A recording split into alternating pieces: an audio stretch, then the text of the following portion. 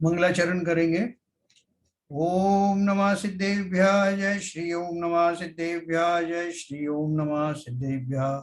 मंगलम भगवान वीरो मंगलम गौतमो गणी मंगलम कुंद कुंदाद्यो जयंधर्मोस्तु मंगलम। सर्वमंगल मांगल्यम सर्व कल्याण कारकम प्रधानम सर्वधर्माणाम जैनम जयतु शासनम जैनम जयतु शासनम जैनम जयतु शासनम।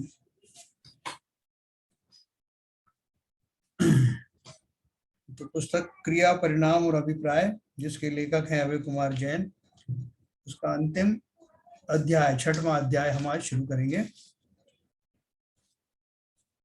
अध्याय में देखो जितनी भी ये बातें इसमें चल रही हैं वो सारी कौन सी हैं कि जो हमारे जीवन में जो जीवन से संबंधित हैं, उसका जीवन पर क्या प्रभाव पड़ रहा है डायरेक्टली, वो बातें इसमें अंदर है।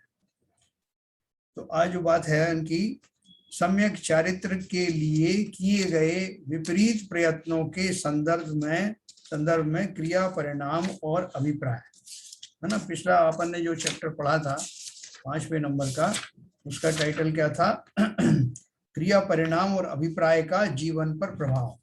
और यह है सम्यक चारित्र के लिए किए गए विपरीत प्रयत्नों के संदर्भ में क्रिया परिणाम और अभिप्राय। मतलब पहला वाला जो पोर्शन था वो किसके लिए था? श्रद्धा के लिए विशेष तौर पर था। और ये जो है हमारा चारित्र के लिए है। मिथ्यात्व के 2 भेद होते हैं, दर्शन मोहिनी और चारित्र मोहिनी।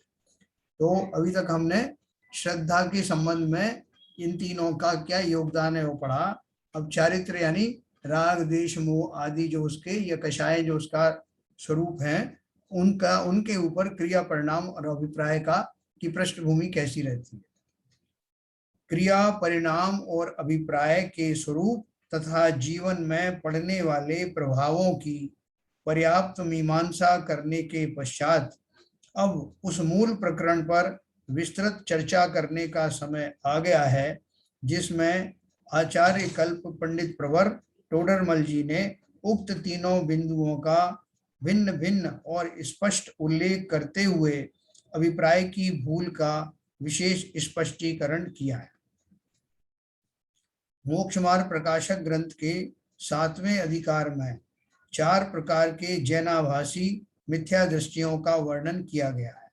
व्यवहाराभासी मिथ्या दृष्टियों का प्रकरण प्रारंभ करते हुए पृष्ठ 213 पर पंडित टोडरमल जी लिखते हैं।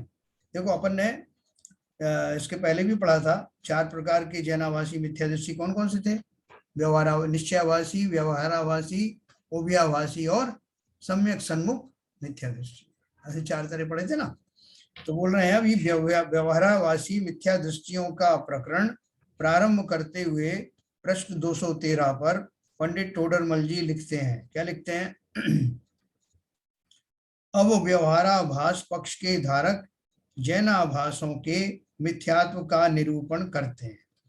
जिनागम में जहां व्यवहार की मुख्यता से उपदेश है, उसे मानकर बाह्य साधनादिक ही का श्रद्धानादिक करते हैं। उनके सर्वधर्म के अंग अन्यथा रूप होकर मिथ्या भाव को प्राप्त होते हैं, सो विशेष कहते हैं। देखो मैं फिर से आपको पढ़ सुनाता हूँ। ये व्यवहाराभास पक्ष के धारक जैनाभासों के मिथ्यात्व किस प्रकार का होता है, उनको उसकी क्वालिटी बताई। जिनागम में जहां व्यवहार की मुख्यता से उपदेश है, जो अपन ने पढ़ा ना, नए की अपेक्षा से या तो व्यवहार नय होगा या निश्चय नहीं होगा। मुख्य रूप से 2 नए हैं, बाकी उनके भेद और उपभेद हैं। तो बोले जब व्यवहार की चर्चा होती है जिनागम में, जहां व्यवहार की मुख्यता से उपदेश है, उसे मानकर बाह्य साधन आदि का ही श्रद्धानादि करते हैं। उनके सर्वधर्म के अंग अन्यथा रूप होकर मिथ्या भाव को प्राप्त होते हैं, सो विशेष कहते हैं। देखो कैसे होते हैं कि जब कभी किसी को उपदेश दिया जाता है कि भाई साहब आप जो है पूजा पाठ आदि क्या करो, मंदिर आया करो, धार्मिक अनुष्ठान में भाग लिया करो, तो वो व्रतोपवास तक भी कहा जाता है, तो वो सब व्यवहार धर्म में आता है। तो व्यवहार धर्म में आता है, लेकिन उसका उपदेश इस भाव से दिया जाता है कि वो क्रियाएं भी सम्यक प्रकार से की जाएंगी। जो करने वाला है उसका भाव समझ के पूजा करेगा, उसका भाव समझ करके व्रत नियम उपवास करेगा। है ये सब बाह्य में, है सब व्यवहार चारित्र के रूप में, लेकिन उनमें भी भाव समझ के किया जाएगा, ऐसा अभिप्राय होता है। लेकिन जिसको वो उपदेश दिया जाता है वो उसके जो मर्म को समझता नहीं है, अंतरात्मा को गहराई से समझता नहीं है। ये मुझे जो पूजन आदि करने के लिए जो बात कही जा रही है और उसको धर्म बताया जा रहा है, परंपरा से मोक्ष का कारण बताया जा रहा है, इसका असली अर्थ क्या है, वो कैसे जो है मोक्ष मार्ग बनता है, ये जाने बिना वो बाह्य क्रिया में ही अटक जाता है। तो यही उन्होंने बताया कि इसका अन्यथा रूप कैसे होता है।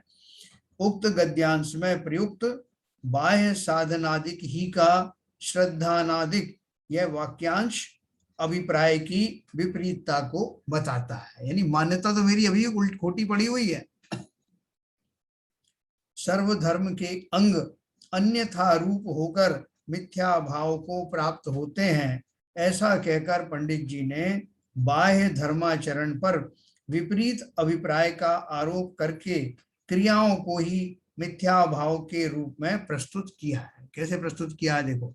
किसी ने प्रश्न पूछा, मिथ्या भाव शब्द के अर्थ में मिथ्या दर्शन ज्ञान चारित्र तीनों शामिल हैं, तो आप मिथ्या भाव का अर्थ सिर्फ अभिप्राय क्यों करते हैं।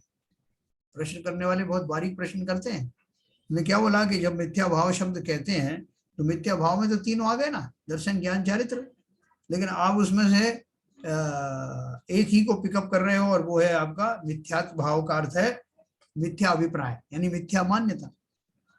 तो इसी को क्यों पिकअप कर रहे हो जबकि दर्शन ज्ञान चारित्र तीन चीजें है ना। तो उन्होंने उसको उत्तर दिया, विपरीत अभिप्राय होने पर ही ये तीनों मिथ्या भाव को प्राप्त होते हैं। अतः मुख्यता की अपेक्षा मिथ्या भाव शब्द का अर्थ विपरीत अभिप्राय करने में कोई दोष नहीं है। जब तक मेरा श्रद्धा खोटी रहती है, मान्यता खोटी रहती है, तब तक मेरा ज्ञान भी मिथ्या ही रहता है ना। मिथ्या अगर श्रद्धा है मैं तो जो मेरा ज्ञान है वो भी मिथ्या ज्ञान रहता है और चारित्र भी निश्चित ही मिथ्या ही रहता है। तो मुख्य रूप से जो रिस्पॉन्सिबल है इन तीनों भावों के लिए क्या कौन है, वो है मेरा मिथ्या दर्शन, मिथ्यात्व भाव अर्थात मिथ्या अभिप्राय अर्थात मिथ्या मान्यता। उसके सम्यक होते ही बाकी के दो भी सम्यक हो जाते।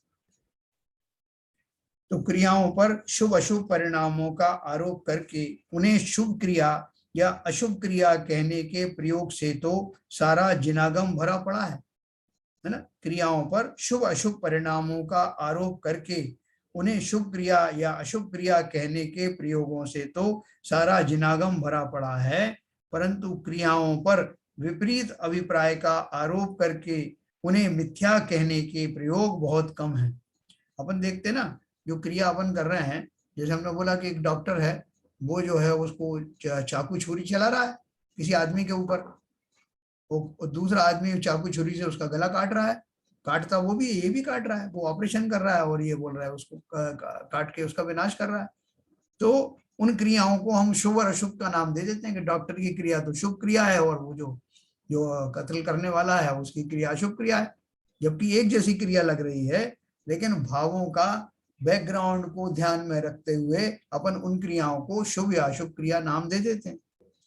तो बोल रहे हैं कि ये तो सारा संसार कहता है, जिनागम में ये बात तो सिंपल ढंग से लिखी हुई है, लेकिन क्रियाओं पर विपरीत अभिप्राय का आरोप करके उन्हें मिथ्या कहने का प्रयोग बहुत कम है ना। शुभ अशुभ परिणाम की बात नहीं है, तो परिणाम कैसे हो रहे हैं उसके, अभी डॉक्टर भी जो कर रहा है ऑपरेशन, वो ऑपरेशन या जो भी कर रहा है वो उसे शुभ और अशुभ की कैटेगरी में तो रख सकते हो, लेकिन वही नहीं कहते कि मिथ्या दृष्टि डॉक्टर या सम्यक दृष्टि डॉक्टर, नहीं कहते ना, क्योंकि उसका प्रयोग वहां करने की जरूरत नहीं। उसका प्रयोग क्योंकि धार्मिक क्षेत्र में तो काम हो नहीं रहा, वो तो आपका व्यवहार में ही हो रहा है। अच्छी क्रिया और बुरी क्रिया हम शुभ अशुभ भावों के अनुसार से करते हैं। लेकिन ये बोल रहे हैं कि जब विपरीत अभिप्राय को क्रियाओं की कसौटी पर उतारने की बात आती है तब वो कैसे होता है। इसी प्रकार शुभ भावों पर विपरीत अभिप्राय का आरोप करके उन्हें शुभ रूप मिथ्या प्रवृत्ति कहते हुए वे लिखते हैं। अभी देखो, मैंने आपको डॉक्टर की एग्जाम्पल बताया, और एक जो है एक पेशेवर जो कत्ल करने वाला है, हत्यारा है, दोनों ही मिथ्या दृष्टि है। उसमें हम कोई गारंटी नहीं दे रहे कि जो डॉक्टर जो है ऑपरेशन कर रहा है वो सम्यक दृष्टि ही है, नहीं है, वो भी मिथ्या दृष्टि है, ये भी मिथ्या दृष्टि है। तो हमने उनमें कैटेगराइज हमने कैसे किया कि उसके भाव जो अगर जीव को बचाने के हैं, जिसे सारा जगत कहता है, तो शुभ क्रियाएं, भले ही वो मिथ्या दृष्टि हो। और दूसरा व्यक्ति जो है वो उनको मारने का अभिप्राय रख रहा है, तो चूंकि उसकी क्रिया जो है उसको बचाने की नहीं है, इसलिए हम उसको अशुभ क्रिया कह देते हैं। यहाँ तक मिथ्या दृष्टि पने का सवाल है या अभिप्राय का सवाल है, दोनों का एक जैसा ही है, दोनों की मान्यताएं एक जैसी है। तो वो बोल रहे हैं कि अब उसको कैसे कैटेगराइज करें, मान्यता अभिप्राय के आधार पर उसको कैसे कैटेगराइज करना।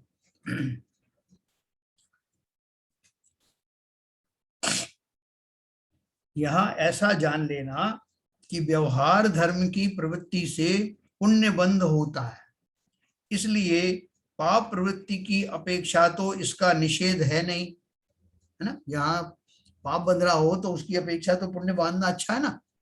तो बोल रहे हैं यहाँ ऐसा जान लेना कि व्यवहार धर्म की प्रवृत्ति से पुण्य बंध होता है, इसलिए पाप प्रवृत्ति की अपेक्षा तो इसका निषेध है नहीं, परंतु यहाँ जो जीव व्यवहार प्रवृत्ति ही से संतुष्ट होकर सच्चे मोक्ष मार्ग में उद्यमी नहीं होते हैं, उन्हें मोक्ष मार्ग में सन्मुख करने के लिए उस शुभ रूप मिथ्या प्रवृत्ति का भी निषेध रूप निरूपण करते हैं।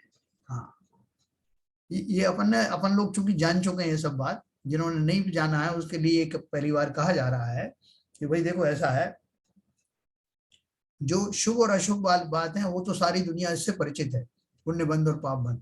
यहाँ तो ये कह रहे हैं कि जब जीव मोक्ष के मार्ग में जाने लगता है तो उसकी शुभ क्रियाएं भी अगर सम्यक प्रकार से नहीं हो रही हैं, सम्यक प्रकार से मतलब सम्यक के साथ अगर नहीं की जा रही हैं, तो उनसे मोक्ष मार्ग साधा नहीं जा सकता। बात खाली इतनी है कि आपके सांसारिक लौकिक जीवन में तो आपको जो पुण्य काम आ सकता है और पुण्य की क्रियाएं करने के लिए कहा भी जाता है, और हम भी उसकी मनाही नहीं कर रहे हैं क्योंकि पाप की अपेक्षा तो वो अच्छा है, लेकिन वो इतना सक्षम नहीं है कि वो आपको मोक्ष मार्ग को प्रशस्त करा दे। तो जब तक वो इतना पावरफुल ना हो या इस जाति का ना हो जो आपकी नैया पार लगा दे, तब तक वो पुण्य और पाप दोनों एक समान ही मानना, क्योंकि पाप तो निश्चित ही आपको मोक्ष मार्ग में नहीं ले जा सकता, पुण्य की भी लिमिटेशंस हैं, वो वहां तक नहीं ले जा सकता, ठीक है ना। यहाँ जो जीव व्यवहार प्रवृत्ति ही से संतुष्ट होकर सच्चे मोक्ष मार्ग में उद्यमी नहीं होते हैं, उन्हें मोक्ष मार्ग में सन्मुख करने के लिए उस शुभ रूप मिथ्या प्रवृत्ति का भी निषेध रूप निरूपण करते हैं। ज्यादातर लोगों को ये तकलीफ है, वो क्या है कि उन्होंने दो ही चीजें सुनी है, जैसे हमारे जो अन्य समाज है ना, अन्य जो दर्शन है, उनमें पाप और पुण्य के अलावा तीसरी कोई चीज है ही नहीं। आप कहीं से सुन लो, उन्होंने अच्छे काम किए साहब तो वैकुंठ चले गए, और जो बुरे काम किए थे तो नरक में चले गए। वैष्णवों की यहाँ भी ये कथाएं प्रसिद्ध है। कहीं शुद्ध भाव का उल्लेख नहीं है। क्यों उल्लेख नहीं है? क्योंकि वहां किसी तीसरे व्यक्ति को ईश्वर बनने का दुस्साहस करने की इजाजत ही नहीं है ना। उन दर्शनों में तो बताया नहीं कि कोई और बन सकता है भगवान, क्योंकि भगवान बनने की प्रक्रिया तो वही बताई जाएगी जहां भगवान बना जा सकता है। हमारे दर्शन में दिया कि बना जा सकता है, तो उसकी प्रक्रिया भी बताई। और दर्शनों में तो भगवान बनने का कोई प्रावधान है ही नहीं, वहां तो एक ही भगवान है ऑलरेडी जो बने हुए। तो इसलिए उन्होंने कहा कि यहाँ हमारे दर्शन में जब जीव बोलता है कि पाप ये है पुण्य ये है, और भगवान बनने के लिए पाप और पुण्य दोनों से परे उठ करके तीसरे प्रकार के भाव किए जाते हैं, खाली पुण्य से ही संतुष्ट नहीं हुआ जाता, तब ये प्रश्न खड़ा होता है कि वो तीसरे प्रकार के भाव कैसे होते हैं, किसको होते हैं, कब होते हैं, है ना। बहुत मैं समझा पा रहा हूँ, सिंपल बात है, अपन सबके लिए सिंपल है, जो ऑलरेडी जैन दर्शन में है उनके लिए सिंपल है, वो उसको समझ में आ सकता है। तो ये बोल रहे हैं कि हमने उनके लिए कहा कि भैया इसमें मत लगे रहो यार, ये सब आपने सब धार्मिक अनुष्ठान वगैरह जो सब लौकिक क्रियाएं हैं, वो सब क्रियाएं आपने बहुत सारी कर ली, जिन्हें हम धार्मिक क्रियाएं कहते हैं। तो क्रियाओं के बल पर आपको वो प्राप्त होने वाला नहीं है। तो इसलिए इस अपेक्षा से वो शुभाचरण का निरोध करते हैं, उसका मनाही करते हैं। लेकिन उसका अर्थ ये मत समझना, बार बार कहा उन्होंने, ये मत समझ लेना कि पुण्य से हट करके, शुभ से हट करके पाप में लगना है, ये उपदेश नहीं दिया जा रहा। इस गद्यांश में शुभ रूप मिथ्या प्रवृत्ति शब्द का प्रयोग शुभ भाव एवं शुभ क्रिया में मिथ्या अभिप्राय का आरोप करके किया गया है। पंडित जी ने व्यवहाराभासी मिथ्या दृष्टि के 4 प्रकार बताए, जो इस प्रकार से हैं। देखो, व्यवहाराभासी एक शब्द में पहले क्या दिया था, एक कैटेगरी व्यवहाराभासी, दूसरी निश्चयाभासी, तीसरी उभयाभासी और चौथी सम्यक सन्मुख मिथ्या दृष्टि। अब व्यवहाराभासी के उन्होंने फर्दर कैटेगराइजेशन किया। क्या कैटेगराइजेशन किया? पहला, कुल अपेक्षा धर्मधारक व्यवहाराभासी, कुल अपेक्षा धर्मधारक व्यवहाराभासी, पृष्ठ नंबर 215। दूसरा, परीक्षा रहित आज्ञानुसारी धर्मधारक व्यवहाराभासी, पृष्ठ 216। तीसरा, सांसारिक प्रयोजनार्थ धर्मधारक व्यवहाराभासी, पृष्ठ 218 से 21। और चौथा है धर्म बुद्धि से धर्मधारक व्यवहाराभासी, प्रश्न 221 से 248 तक। 4 कैटेगरी। देखो, पूरा माल उन्होंने एनालाइज करके रख दिया। हमारे भावों में कितनी कितनी तरह की विविधताएं चलती हैं, कितनी विषमताएं चलती हैं, उनका चित्रण हमें स्वयं को ही नहीं पता। अपनी उत्कृष्ट विद्वत्व के कारण पंडित टोडरमल जी ने हमें अपने ही भावों का से साक्षात्कार कराया कि व्यवहाराभासी भी कितने प्रकार के होते हैं और उनके अंदर में जो चलता रहता अभिप्राय में वो क्या क्या चलता रहता है। देखो, ये बारीक बातें हम क्यों समझ रहे हैं? क्योंकि ये बारीक बातें कहाँ से आती हैं? हम सब जीव है ना, आत्माएं हैं। हम सबके मानस पटल पर ये सारी बारीक बातें चलती रहती हैं। वर्तमान पर्याय में हो सकता है कि मैं उतना ज्ञानी नहीं हूं, क्षयोपशम कम हो, इसलिए मुझे पता नहीं चलता, लेकिन चल तो मेरे ऊपर ही रहे वो सारे भाव, इसलिए अवधि ज्ञानी जान लेता है, मैं अपना मन पर्याय ज्ञानी जान लेता है, और सर्वज्ञ तो सब जानते ही। तो उन बारीक भावों से जब मैं परिचित होता हूं तो मैं स्वयं ही दंग रह जाता हूं कि मेरे अंदर क्या क्या परिणाम पड़े हुए हैं, कैसी कैसी जाति के परिणाम आते हैं। एक ही डायरेक्शन में सोचते हुए जब मैं संतुष्ट हो जाता हूं कि भाई साहब मैं बिल्कुल सरल बात सरल तरीके से सोच रहा हूं, तब भी मेरे जो कुटिल मन है उसके अंदर में क्या क्या चल रहा है, इससे परिचित होने का समय आ गया है।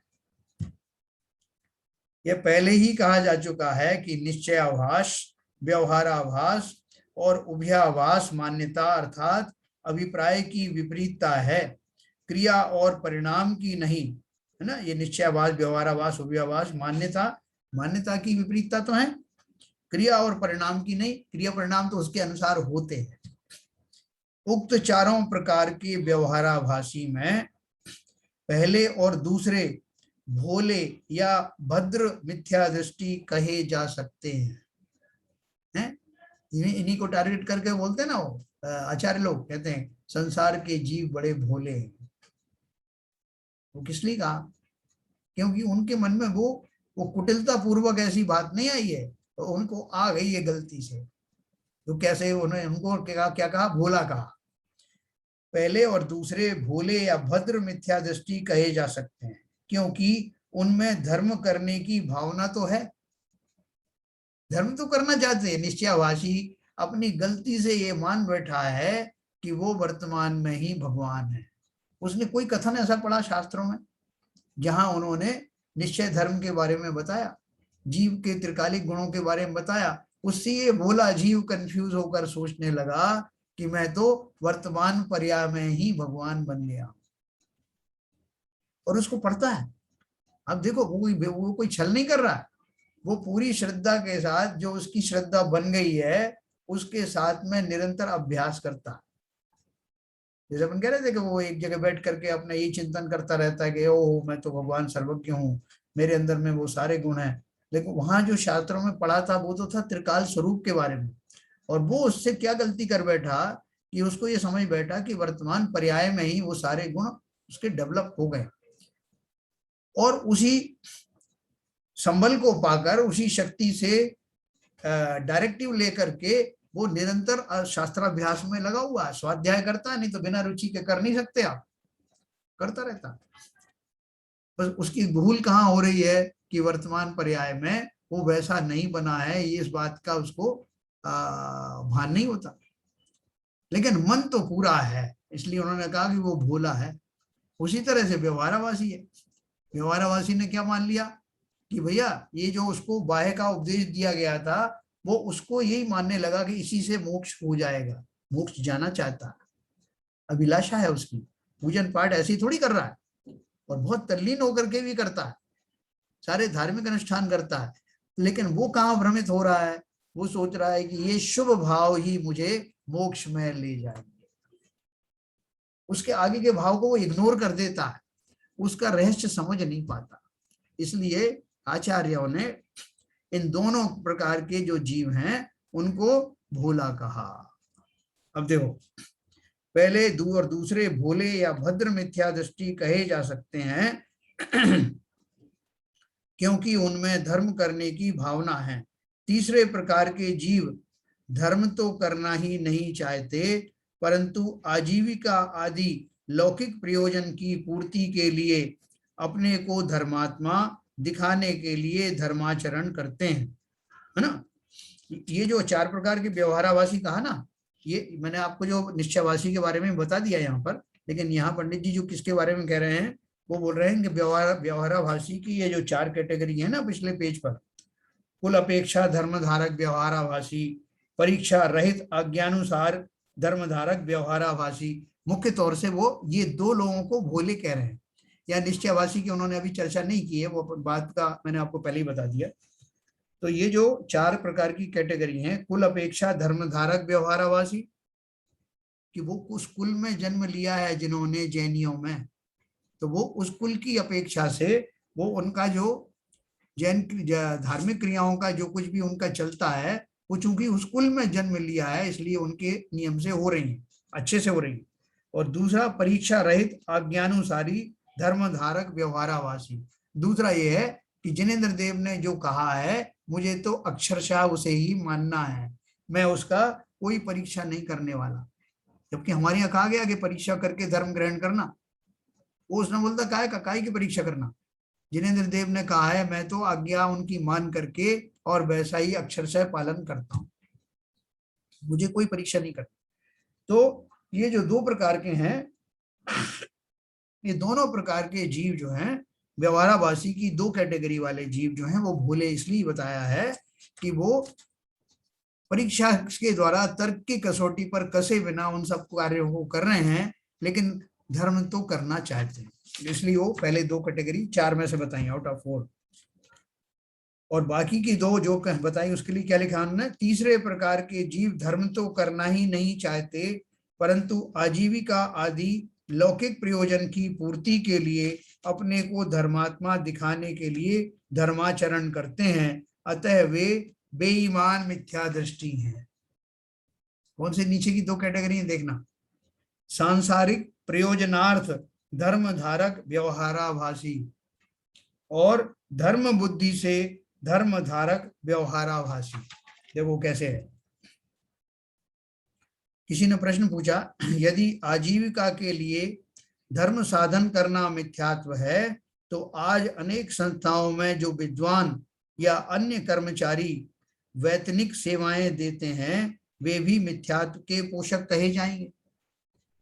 क्या प्रश्न पूछा, यदि आजीविका के लिए धर्म साधन करना मिथ्यात्व है तो आज अनेक संस्थाओं में जो विद्वान या अन्य कर्मचारी वैतनिक सेवाएं देते हैं वे भी मिथ्यात्व के पोषक कहे जाएंगे।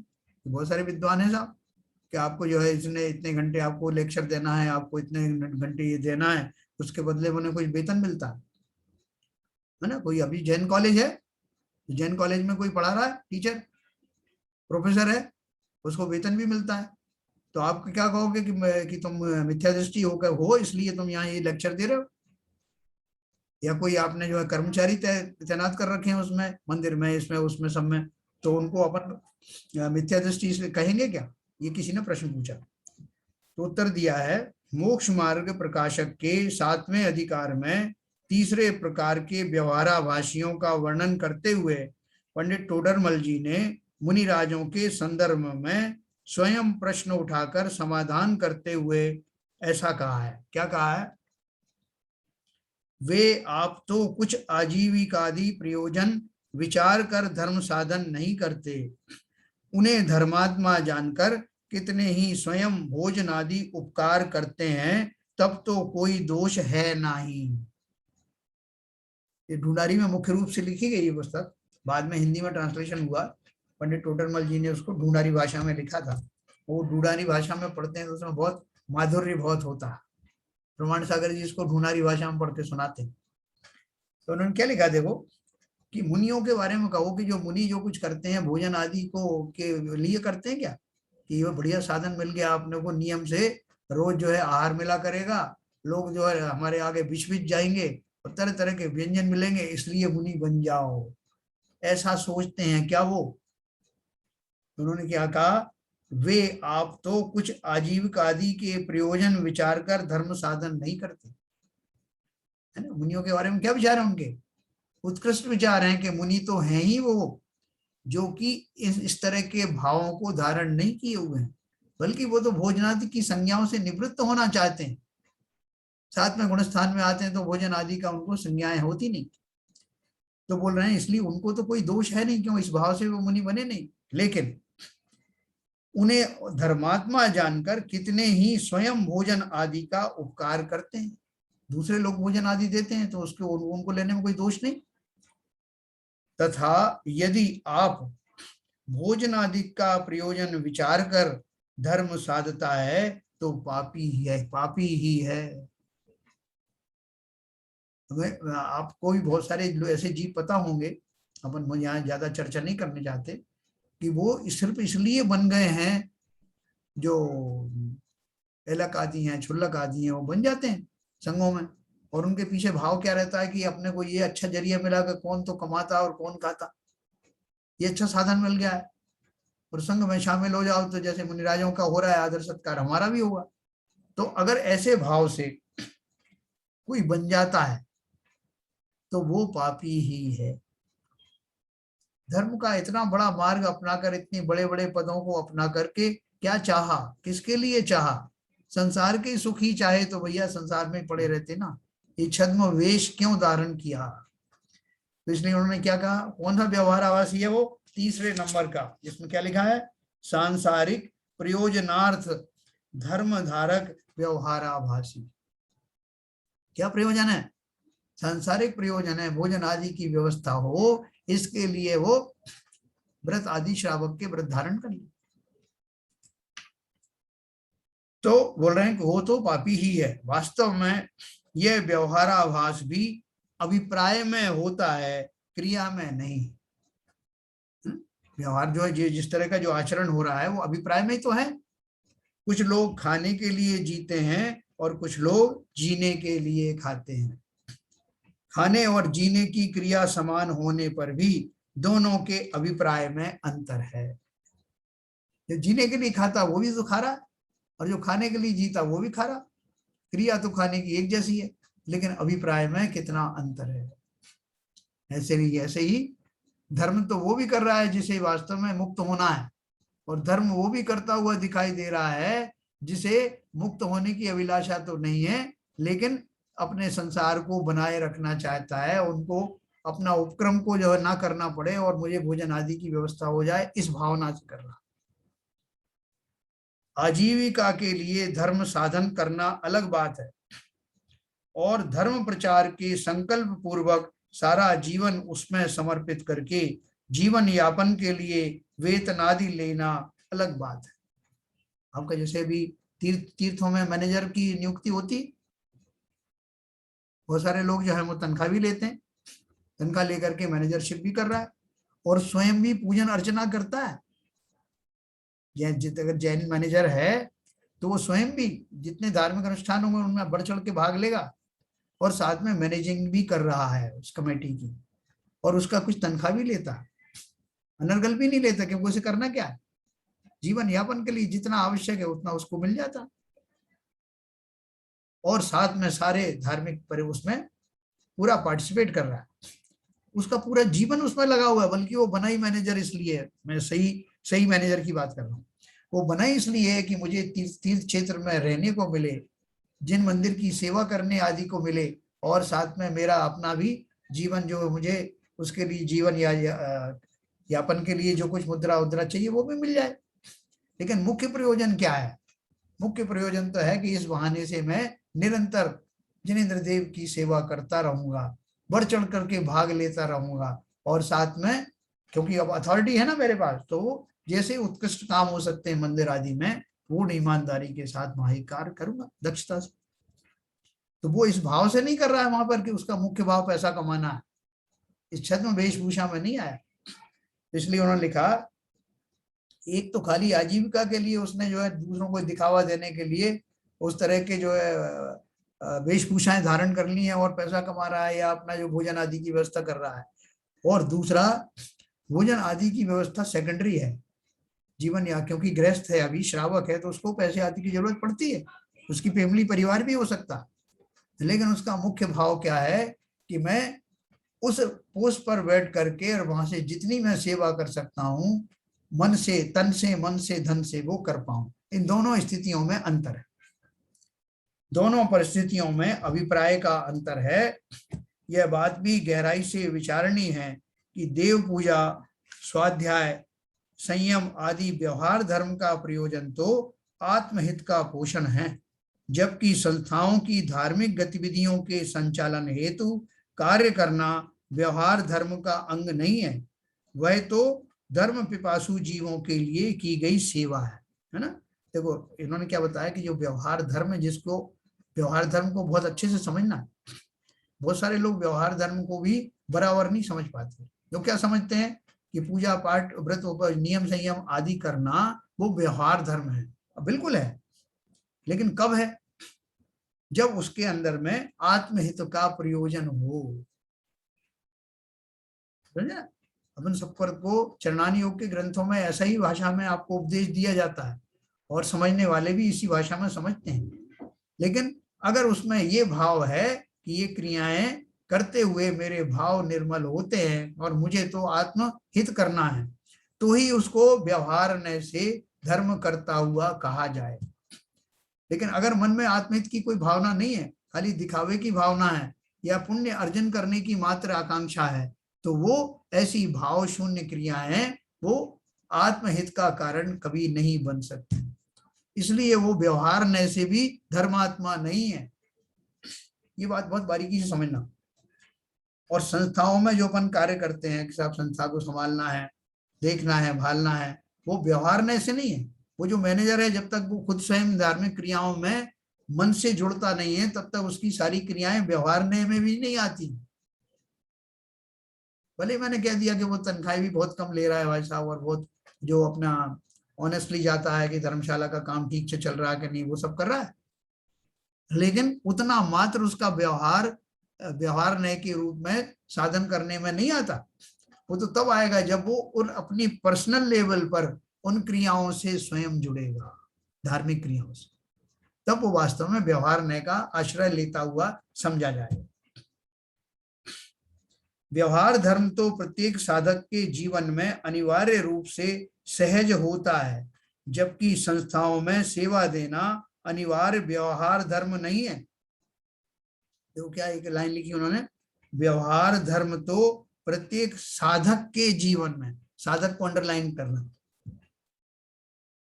नहीं तो अपन खुश हो जाएंगे, भाई साहब मैं भी तो कर रहा हूं ना, आप मुझे तो बोल नहीं रहे हो।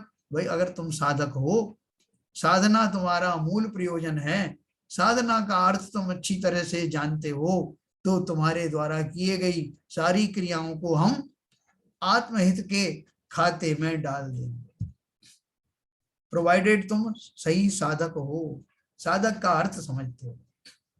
यह बात अलग है कि आत्मार्थी जीव इन कार्यों से भी मान लोभादि का पोषण ना करके अध्यात्म रस का ही पोषण करे। देखो उन्होंने एक बात और क्या कही, जैसे कोई कर्मचारी है, अभी आपको मैंने मैनेजर का उदाहरण दिया कि वो ये सारे कार्य कर रहा है, और कोई छोटा जो है वो जो माली आदि है, ये छोटा पुजारी है, वो सबको द्रव्य परोस रहा है, अभिधान में बैठे हुए सबको द्रव्य ला के दे रहा है, और खुशी के मारे अभी आपका द्रव्य खत्म हो गया, अभी लाता हूँ साहब, आपकी व्यवस्थाएं कर रहा है, बहुत पुलकित हो के कर रहा है, उसको तनख्वाह भी मिलती है।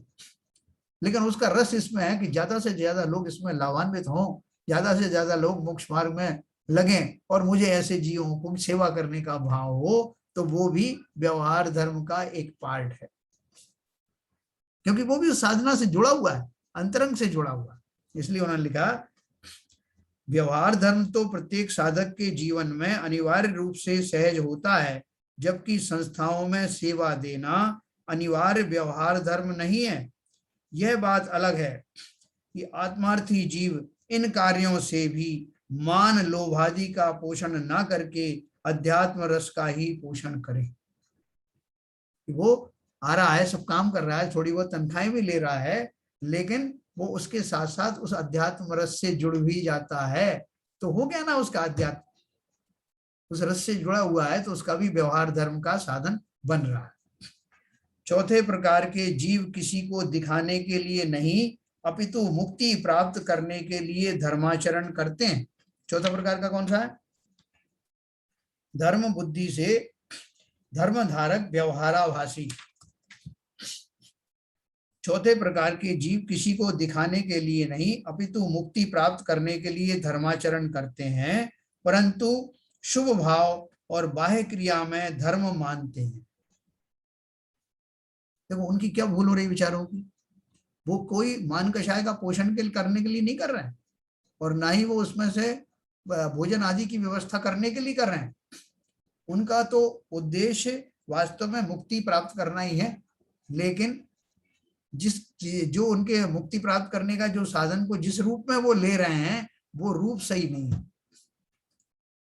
शुभ भाव और बाह्य क्रिया में धर्म मानते हैं, यह मान्यता ही व्यवहाराभास है। अतः वे ईमानदार मिथ्या दृष्टि कहे जा सकते हैं। ईमानदार मिथ्या दृष्टि है ना, क्योंकि उनका भाव तो वास्तव में धर्म करने का ही है, लेकिन वो उनको मार्ग का सच्चा पता नहीं कि मेरी मान्यता में क्या कमी रह गई। जैसे अपन भी वो द्रवलिंगी मुनिराज की बात कर रहे थे, जो मैं भी कई बार बना, और अनंतों बार बन करके मैंने वो मुक्ति के मार्ग को ओढ़ा तो सही, लेकिन उसमें कसर रख दी। मैंने उन क्रियाओं से ही मोक्ष हो जाएगा ऐसा मान लिया, और मैंने दृढ़ता से वो 28 मूल गुणों का पालन किया अनंत बार, और मैंने महाव्रतों का पालन किया। मैं एक ईमानदार साधक था, लेकिन मैं ईमानदार होने के कारण उस पर लगा तो रहा, लेकिन वो रहस्य नहीं समझ पाया, जिसके कारण वो मेरी ईमानदारी व्यर्थ चली गई। हाँ, तो देखो उसका उन्होंने अर्थ बताया। धर्मधारक शब्द धार्मिक क्रिया और शुभ परिणाम का वाचक है, तथा धर्म बुद्धि शब्द उस क्रिया और शुभ भाव में धर्म मानने रूप मिथ्या अभिप्राय का वाचक है। बाह्य क्रिया और शुभ भाव में धर्म मानना ही पैकिंग को माल मानने के समान विपरीत अभिप्राय है, जिसे व्यवहाराभास कहा गया।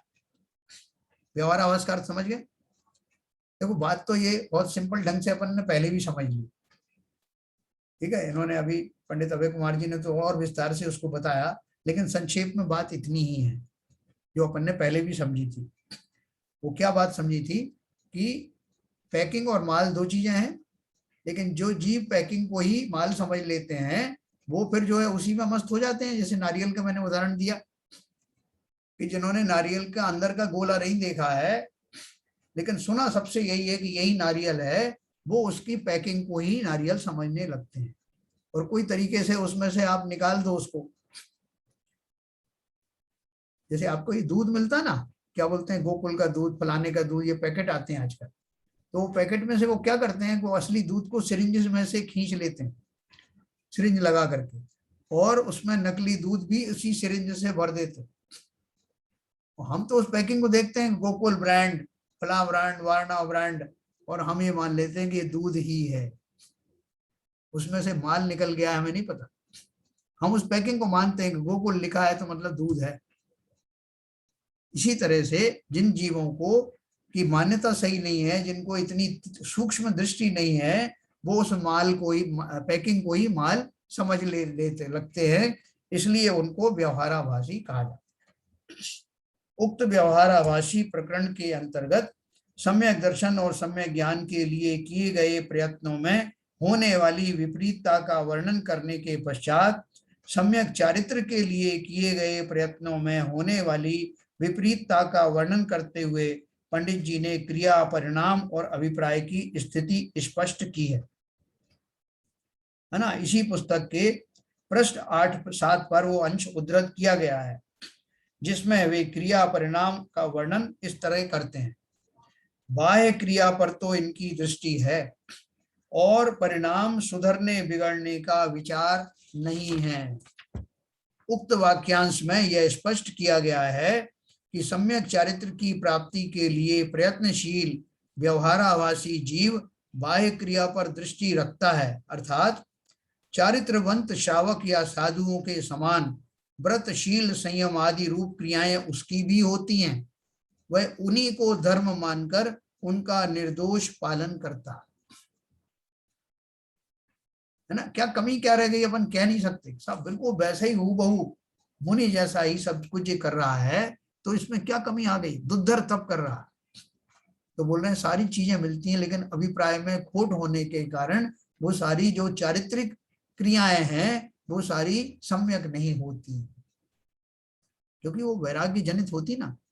जो मुनिराज जो है, भावलिंगी मुनिराज के जो आचरण या चारित्र होते हैं, उनमें उनका जो वीतरागता होती है और अकर्तापना होता है कि ये मैं नहीं कर रहा हूं, वो प्रवृत्तियां हट जाने के बाद सहज ही उनके द्वारा वो संपादित होता रहता, उनको पता भी नहीं लगता। उस स्थिति में और दूसरी स्थिति में सब लोग अंतर नहीं समझ सकते। यहाँ यह बात विशेष ध्यान देने योग्य है कि जिनकी क्रिया निर्दोष अर्थात आगमानुकूल है, यहाँ उनके ही परिणाम और अभिप्राय का विश्लेषण करना है। जिनकी क्रिया का ही ठिकाना नहीं है, अर्थात जो पापाचरण में लिप्त हैं, ऐसे गृहस्थों की, तथा जिनका धर्माचरण भी आगमानुकूल नहीं है, ऐसे कथित धर्मात्माओं की यहाँ बात नहीं है। ये क्या बोल रहे हैं, शिथिलाचार्यों की बात तो बिल्कुल हटा दो, उनका तो एनालिसिस हम कर ही नहीं रहे, हम तो कर रहे हैं उनका जो कि बाकायदे 28 मूल गुणों का पालन करते हैं और पंच महाव्रत का पालन करते हैं उनमें, और जो भाव सहित ऐसा करते हैं उनमें। शिथिलाचार्यों की बात ही नहीं कर रहे, उनमें क्या डिफरेंस है जो अपन पढ़ चुके। बाह्य क्रियाओं का निर्दोष आचरण करने वालों के परिणामों की चर्चा करते हुए ही यह कहा गया है कि परिणाम सुधरने बिगड़ने का जिन्हें विचार ही नहीं है। ये लिखा ना, पिछले पेज पर पन्ना पढ़ा, बाह्य क्रिया पर तो इनकी दृष्टि है और परिणाम सुधरने बिगड़ने का विचार नहीं है। और आगे कहीं लिखा है कि और बंद तो किसका होता है, परिणाम सुधरने बिगड़ने का ही उस पर दोष आता। तो इन्होंने एक लाइन लिखी है, वो मैं पढ़ूंगा, उसके बाद में अपन अनम्यूट करेंगे। प्रश्न पूछा है, परिणाम के बिगड़ने या सुधरने का क्या अर्थ है। उत्तर है, हमारा प्रयोजन दुख दूर करना और सुखी होना है कि नहीं, सभी जीवों का। और मोह, राग, द्वेष आदि सभी विकारी भाव दुख रूप और दुख का कारण होने से बिगड़े हुए परिणाम हैं। बिगड़े हुए परिणाम किसे बताया, मोह, राग, द्वेष आदि सभी विकारी भाव दुख रूप हैं और दुख का कारण होने से यही तो बिगड़े हुए परिणाम हैं। तथा सम्यक दर्शन, ज्ञान, चारित्र आदि स्व आश्रित वीतरागी परिणाम सुख रूप और सुख के कारण होने से सुधरे हुए परिणाम हैं। सामान्यतया बिगड़ने सुधरने का यही अर्थ है, परंतु यहाँ क्रिया के संदर्भ में बिगड़ने सुधरने का अर्थ करना चाहिए। अतः जैसी धार्मिक क्रिया हो रही है उस समय वैसे ही भाव न होना, उससे विपरीत भाव होना बिगड़ा हुआ परिणाम है, तथा वैसे ही भाव होना सुधरा हुआ परिणाम है। समझ गया?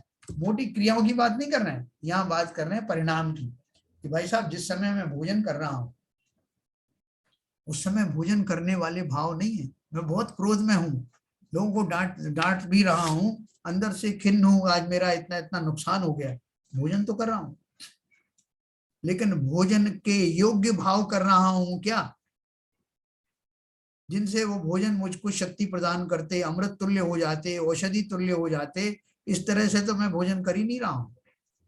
तो भोजन करने के भावों की अपेक्षा होने वाले बिगड़े हुए भावों को मैं ये बिगड़े हुए भाव कह रहा हूं, इस अपेक्षा से मैं सही भावों का सेवन नहीं कर रहा हूं। उसी तरह से धार्मिक क्रियाएं करते समय जब मैं पूजन आदि कर रहा हूं, उस जाति के भाव ना होना और बैठे बैठे कषायों में मग्न हो जाना, वो बिगड़े हुए भाव है। सुधरे हुए भाव क्यों होंगे? परिस्थितियों के अनुकूल जिसके लिए वो कार्य किया जा रहा है उसके योग्य होने वाले भाव ही मेरे सुधरे हुए परिणाम है, उसके विपरीत होने वाले बिगड़े हुए। बहुत सिंपल बात है। जब जो चीज करना है तो पूरी ऑनेस्टी से करना, इसी को ईमानदारी कहते हैं। मन से, वचन से, काया से उस पर्टिकुलर कार्य में जिसमें भी आप प्रवृत्त हो रहे उसे करना ही ईमानदारी कहलाती है। तो अगर मैं वास्तव में पूजन कर रहा हूं तो क्या मजाल की कोई आसपास का व्यक्ति के डिस्टरबेंस भी मुझे प्रभावित कर जाए। बहुत से लोग आप देखोगे अपन बहुत जल्दी जल्दी प्रभावित हो जाते हैं, भाई साहब इतनी जोर से बोल रहे हो, मेरे सब ये पूजन भूल गया, मैं कहाँ पढ़ रहा था, मेरे सब पेज भी बदल गया, पूजन ही बदल गई। तो क्यों, किसको आता है ऐसा भाव? जिनके अभी भाव बहुत गहरे नहीं लगे। आप बात सोचना इस बात, मैं उनका समर्थन नहीं कर रहा हूँ कोई भी आके आपका उपसर्ग करें, मैं खाली ये कह रहा हूँ कि जब परिणाम इतने गहरे लगते हैं जीवों की, और हम सबके भी कभी कभी लगते हैं, तो आप उनके सामने झांझ मंजीरे बजाते रहो। उनके अंदर तो वो जो मूल भाव हैं, वीतरागता के भाव हैं, पूजन के भाव हैं, शुभ भाव हैं, उत्कृष्ट शुभ भाव हैं, वो उनसे, उनके कारण से बाह्य उपसर्गों से डिगते नहीं। तब कहा जाता है कि उनमें यथा योग्य सुधरे हुए परिणाम चल रहे हैं, उस क्रिया के योग्य परिणाम साथ में चल रहे। तो देखो इसलिए उन्होंने लिखा, यदि पूजन करते समय प्रवचन सुनने के या प्रवचन सुनते समय पूजन करने के भाव होने लगे तो वे परिणाम सुधरे कहे जाएंगे या बिगड़े? ये क्वेश्चन है ना। तो उत्तर दिया, दोनों ही कार्य अशुभ से बचने के उद्देश्य की पूर्ति करते हैं, अतः उन्हें बिगड़े कहने में संकोच होता है, परंतु चित्त की वृत्ति चंचल हुई इस अपेक्षा से तो वे बिगड़े ही कहे जाएंगे, क्योंकि वह पूजन कर रहा है और वहां से चित्त हटकर दूसरी जगह गया तो उन भावों में शिथिलता हुई। यदि एक विद्यार्थी गणित की कक्षा में अंग्रेजी की किताब पढ़े तो वह दंडनीय होगा या प्रशंसनीय है? तो साहब पढ़ तो रहा है ना, आपको क्या परेशानी है? वास्तव में वह दंडनीय ही होगा। यदि वह गणित में होशियार हो और अंग्रेजी में कमजोर तो उसे गणित के अध्यापक से अनुमति लेकर पुस्तकालय में अंग्रेजी का अध्ययन करना चाहिए, परंतु गणित की कक्षा में बैठकर अंग्रेजी पढ़ने से गणित विषय का तथा गणित के अध्यापक का अपमान होगा और गलत परंपरा को प्रोत्साहन मिलेगा। गांधी जी को भी एक बार बीमार पिता की सेवा करने के लिए भी कक्षा से अनुपस्थित रहने पर दंड मिला था। परिणामों के असंख्यात भेद होते हैं, अतः उक्त विश्लेषण स्थूल दृष्टि से किया गया है ऐसा समझना चाहिए। यदि पूजन में कोई तत्व की बात आ गई हो और मन उसी में रम जाए तो यह तो पूजन की सार्थकता हो गई, है ना। बहुत बारीकी से समझना इन चीजों को, जो जैसा कहा है उसको 100% उसी दिशा में मत समझना। यह परिणाम पूजन के प्रयोजन का पोषक होने से सुधरा हुआ ही कहा जाएगा। न केवल रवि किरणों से बात आ रही है और भगवान की पूजन चल रही है, और मैं कहाँ चला गया, मैं चल गया कि केवल ज्ञान की महिमा के उन जीवन अनंत देव की स्तुति करते करते उन गुणों की बारीकियों में चला गया जो उस साध्य के अंदर विद्यमान है। तो क्या हरकत हुई, बहुत अच्छा हुआ। मतलब ऐसी जो विशिष्टताएं उनको समझना कि अगर मैं उनको जस्टिफाई कर रहा हूं उन भावों को, मेरे उद्देश्य को, तो कोई हरकत नहीं। मैं आपको अनम्यूट करता हूं।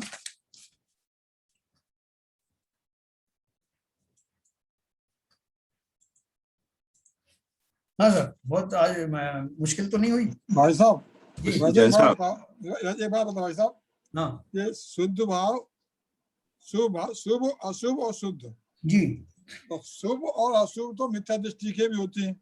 बिल्कुल बिल्कुल बिल्कुल। और शुद्ध भाव सम्यक दृष्टि के होते हैं। या तो मैं ये जानना चाह रहा हूँ कि शुभ भाव जब होते हैं, मिथ्या दृष्टि के शुभ अशुभ भाव होते हैं, तो इसमें शुभ भाव करने से पुण्य कर्म का बंध होता है। हाँ बिल्कुल। मिथ्या दृष्टि के शुभ भाव होंगे तो पुण्य कर्म का बंद होगा। हाँ और शुद्ध भाव होंगे सम्यक दृष्टि, तब भी पुण्य कर्म का बंद होगा। तो इन दोनों पुण्य कर्म के बंध में क्या अंतर है?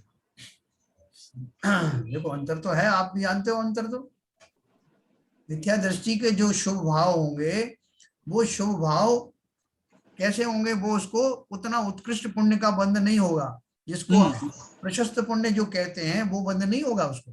तो मतलब मिथ्या सम्यक दृष्टि के जो होंगे, जो भाव पुण्य कर्म बनेंगे, वो मोक्ष मार्ग में सहयोगी होंगे, प्रशस्ति क्रम को, सहयोगी पुण्य कर्म। और जो मिथ्या दृष्टि के जो शुभ कर्मों से पुण्य भाव होंगे, वो संसार को बढ़ाने वाले होंगे। या ये कह सकते हैं कि हम कह सकते हैं? ठीक है। जैन साहब, जैन साहब, मेरा एक प्रश्न था। बोलिए। आपने बोला शुरू में ये जिसके सम्यक परिणाम होते हैं उसके सम्यक ज्ञान भी उस एक साथ में प्रकट हो जाता है। हाँ। मगर सम्यक चारित्र आते समय तो 12वें गुण स्थान तक कम समय लगता है। हाँ। तो इस समय ये परिणाम अभिप्राय में इस पे इसका क्या अंतर पड़ता है, उसकी शुद्ध भाव की प्रक्रियाओं को प्रचलन करने में? फिर से पूछिए। देखिए, जो सम्यक दृष्टि जीव जब उसकी मान्यता श्रद्धा स्वरूप हो गई, चतुर्थ गुण स्थान में जीव आ गया जी, तो उसको सम्यक दर्शन हुआ और उसके साथ उसका सम्यक ज्ञान भी प्रकट हो गया। स्वरूपाचरण चारित्र होता है, स्वरूपाचरण चारित्र है, वो हो जाता है। एक मिनट। हाँ ठीक है। चारित्र नहीं होता है। एक मिनट आदित्य। मगर जो उसका तीसरा पहलू है सम्यक चारित्र, उसको सम्यक चारित्र पूरा धारण करने में तो 12वें गुण स्थान तक जीव को जाना पड़ता है। हाँ, मतलब समय लगता है उसमें, को सही समय लगता है। हाँ। तो इसकी जो मान्यता है, जो अभिप्राय है, जो शुद्ध मान्यता है, जो उस पर इसका किस स्टेज से इनके प्रभाव पड़ते हैं, कैसे? हाँ देखो, ऐसा है, मान्यता सही होने के पश्चात ही किंचित चारित्र शुरू हो जाता है। अच्छा। चतुर्थ गुण स्थान में भी चारित्र तो हल्का सा शुरू हो ही जाता है। हाँ। कम से कम स्वरूप चरण, सम्यकता चरण रूप ही आचरण जो है उसका शुरू हो जाता है। हाँ बिल्कुल ठीक है। उसके भाव व्रत आदि धारण करने के शुरू हो जाते हैं, कहने का मतलब। देखो इसी बात के तो ये बाबूजी कई बार बोलते रहते ना कि भाई साहब आप ये बात कर रहे हो कि जब मिथ्या जो है श्रद्धा खत्म होकर सम्यक श्रद्धा हो गई, मिथ्या ज्ञान हट करके सम्यक ज्ञान हो गया, तो चारित्र नहीं हटा क्या? मिथ्या शब्द चारित्र के आगे से नहीं हटा क्या? सम्यक दृष्टि को जो चारित्र होता है, क्या उसे मिथ्या चारित्र कहें क्या? तो प्रश्न होता कि नहीं, उसे मिथ्या चारित्र भी नहीं कह सकते। इसीलिए तो मैं कहता हूँ। और लोग उसे शायद का नाम नहीं दे रहे। बाबूजी तो उनकी लड़ाई लड़ रहे हैं बहुत दिन से। एक मिनट बाबूजी, वही स्थिति में समझने की कोशिश कर रहा हूँ। नहीं, मैं समझाते हैं संतोष जी से। हाँ बोलिए। हाँ, तो अब देखो उस चारित्र में क्या है, जो मैंने आपको बताया कि जिसकी इंडिकेशन आपको चतुर्थ गुण स्थान से शुरू हो जाते हैं, उसमें धीरे धीरे करके निखार आने लगता है, क्योंकि वो प्रक्रिया थोड़ी लंबी चलती है। क्योंकि मेरे जो राग द्वेष आदि रूप परिणाम है वो आज के तो है नहीं, वो संस्कार ही है। वो संस्कार पड़े हुए हैं कब से। और अभी मेरा जो मिथ्यात्व नाम का जो कषाय थी उसमें अभी भी कौन सा कर्म गया है? चारित्र मोहिनी तो बाकी है ना अभी, बाकी है। तो वो चौकड़ी अभी बाकी है। और मान लो मुनि में बन गया तो मुनि बनने के बाद में भी पहली 3 चौकड़ी तो चली गई, लेकिन संजलन कषाय तो अभी भी बाकी है ना।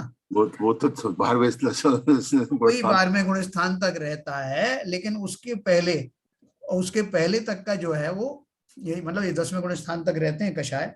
और जो आपका जो चौथे गुण स्थान से ऊपर के जो आपका जो चारित्र प्रकट होता है, पंचम गुण स्थान, छठा, ये चारित्र ही तो है। ये वीतराग भाव की निरंतर होने वाली वृद्धि और कषाय में होने वाली कमी, यही तो चारित्रिक दशा है। Okay okay. ये बढ़ता जाता है। ये विशुद्ध सागर महाराज ने इस बात की चर्चा की थी ना विद्युत चर्चा में। हाँ हाँ। उन्होंने कहा था जब मैं कुछ नहीं जानता था तो मैं सोचता था मैं बहुत कुछ जानता हूँ, और जब से मैं विद्वानों की संगति में आया हूँ मुझे पता लगा कि मैं कुछ नहीं जानता। तो वहां उन्होंने कहा कि मुझे समझ में आया कि ये जो चारित्र है, चतुर्थ गुण स्थान में होने वाला चारित्र तो है, वो सम्यक्त वाला जो जीव उसको आत्मानुभव हुआ तो है, लेकिन कैसा हुआ है? जैसा कि वो बिजली का जो बोर्ड होता ना, मेन स्विच बोर्ड के ऊपर में एक इंडिकेटिंग बल्ब लगा होता है, जिससे ये तो पता चलता है कि मीटर तो चल रहा है, लेकिन उसकी रोशनी में मैं किताब नहीं पढ़ सकता। वाह वाह। और भाई साहब ये बताऊं, 12वें गुण स्थान में जो चारित्र उसका नाम है यथाख्यात चारित्र। जी हाँ, यथाख्यात चारित्र कहलाता है वो। Yes sir. और चारित्र शुरू होता है वो 7वें गुण स्थान से शुरू हो जाता है। करेक्ट। 7वें ये नहीं है, चौथे गुण स्थान में चारित्र है। मैं एक बार बताऊं, एक बताऊं, बिना सम्यक दर्शन, सम्यक ज्ञान और सम्यक चारित्र के सम्यक दर्शन कहलाएगा ही नहीं, पहली बात तो ये है। और चारित्र क्या होता है? चारित्र का आत्मा का आत्मा में स्थिर हो जाना, और वो चाहे किंचित मात्र के लिए, जो ये भाई साहब बता रहे ना, चौथे गुण स्थान में वो बिजली के बिल्कुल जैसे वो टिमटिमाता है ना, टिमना बंद हो गया, ऐसा होता है चारित्र। देखो चारित्र कहेंगे उसे, हम उसे ये नहीं कह सकते चारित्र नहीं है। चारित्र नहीं कहेंगे तो सम्यक दर्शन भी नहीं होगा भाई। उसको इस अपेक्षा से कहेंगे चारित्र की, जब तुम्हारा श्रद्धा सम्यक हो गई, ज्ञान सम्यक हो गया, तो चारित्र मिथ्या रहा क्या? बिल्कुल सही बात। बिल्कुल सही बात। वो मिथ्या दृष्टि तो नहीं है। लेकिन चारित्र नाम उसका इसलिए नहीं देते कि मैंने आपको 1-2 बार बताया था, हमने परिभाषाएं बनाई हैं कि हमारे पास में खाली 3 प्राइज हैं, फर्स्ट, सेकंड, थर्ड। चौथा वाला भले ही सेकंड के माइक्रो फ्रैक्शन से पीछे रह गया हो, लेकिन चौथी हमारे पास में पारितोषिक नहीं है। इसीलिए से चारित्र नहीं कह रहे, तो इसलिए हम उसको चारित्र नहीं कर रहे हैं कि हम 5 से ही 5वें गुण स्थान से हमने माना है कि चारित्र शुरू होता है। ठीक है ना? क्योंकि जब वो उतना सिग्निफिकेंट लेवल पे आ जाता है जहां संकल्प पूर्वक व्रत आदि लिए जाते हैं, नियम संयम लिए जाते हैं, 7वें गुण स्थान में, नहीं 5वें गुण स्थान से पार्शियल शुरू हो जाता है ना। पार्शियल चारित्र शुरू हो जाता है। तो वो इस तरह से उसकी जो परिभाषा बनाई हुई है, लेकिन चौथे गुण स्थान में रहने वाले के चारित्र को आप मिथ्या चारित्र भी नहीं कह सकते। नहीं, मैंने तो ये तो नहीं कहा मिथ्या चारित्र। नहीं, आपने नहीं कहा। तो बावजूद की लड़ाई है, सब सही है। देखिए, मैं तो अपनी बात कर रहा हूँ सर। हाँ। मैंने उसको मिथ्या चारित्र क्वालिफाई नहीं किया जी। तो उसको यही कहा कि उसको किस स्टेजेस में चारित्र को हम प्रदर्शन मतलब डिफाइन कर पाएंगे। तो आपने बताया कि इस तरह से स्टेजेस में वो चारित्र आते हैं। ठीक है सर। और बहुत बढ़िया।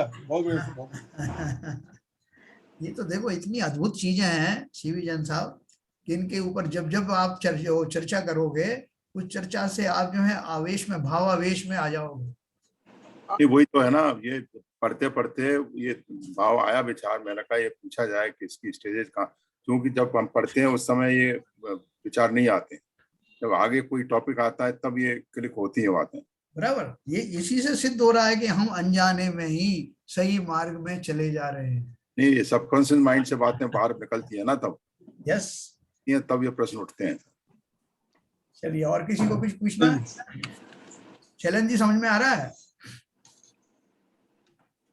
हाँ जी, समझ में तो आ रहा है। हाँ। ये तो काफी सिंपल भाषा में लिखा हुआ है और काफी क्लैरिफिकेशन है इसके अंदर। चलिए ललित जी, बताया कि नहीं, अनम्यूट कर लीजिए पहले। नित्यतम नाश वेको ज्ञान के प्रकाश वेको अपपर भास वेको भानु शिव खानी है।